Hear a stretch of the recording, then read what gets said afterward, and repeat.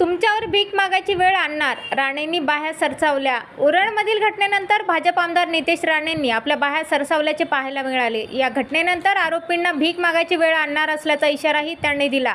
काय म्हणाले राणे पहा. आपल्या भगिनींना अशा पद्धतीने फसवायचं आणि अशा पद्धतीचं त्यांचं आयुष्य संपवायचं. पण त्यांचे कोणी भडवे अगर या गर्दीमध्ये उभे असतील तर त्यांनी हेही लक्षात ठेवावं की हा विषय इथपर्यंत संपणार नाही.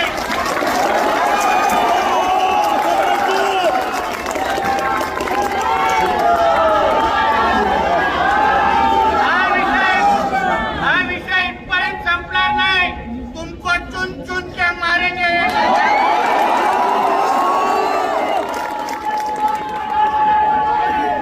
तेव्हा कोण येणार नाही. मस्जिदीतून तुम्हाला मला वाचवण्यासाठी